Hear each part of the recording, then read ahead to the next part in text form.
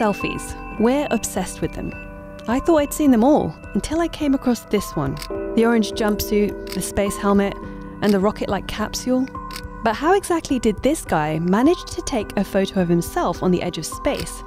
His selfie game is on another level. Imagine looking out the window and seeing this view. That's what this man was lucky enough to witness. Hi, my name is Christopher Michael. I'm from San Francisco, California, and I'm a photographer. This photo was taken by me above Northern California in the backseat of a U-2 spy plane with a GoPro camera. U-2 spy planes have been in service since the 1950s, which is a testament to the aircraft's designer, Kelly Johnson. Christopher got his opportunity to fly in one while reporting for the US Naval Institute on Johnson and the aircraft he designed. Christopher's pilot that day was Lieutenant Colonel Joe Santucci. Before takeoff, both men went through lengthy medical exams and had their suits pressure tested to ensure that their core temperatures didn't rise too quickly. Christopher was nervous about the flight, but he didn't realize how unique the scene was going to be until he took off. It was really one of the very best experiences of my life. Unusual to the extent that I'm wearing a spacesuit. Unusual to the extent that the airplane was followed by a Camaro on the runway giving commands to the pilot. Unusual to the extent that half the landing gear drops away at takeoff to save weight. I never felt sick.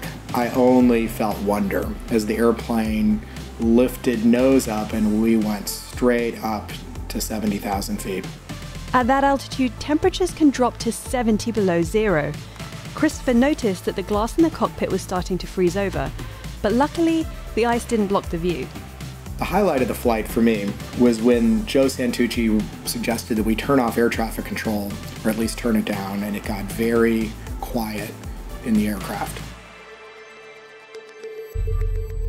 Really, in the spacesuit, it was deathly quiet. And I could look up to the blackness of sky and down to the blue curved earth below and really have a moment of wonder and awe.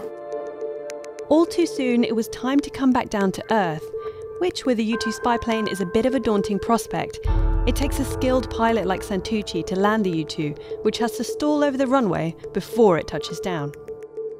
The Air Force, like the pros that they are, met us with champagne to congratulate having reached that altitude. But I realized that one of the best moments of my entire life had just come to an end. It probably was my astronaut moment, although I wasn't an astronaut, and it's probably going to be as close as I'll ever get. This series is all about sharing compelling photos and the stories behind them. Catch more of This Happened Here on Seeker Stories every week, and thanks for watching.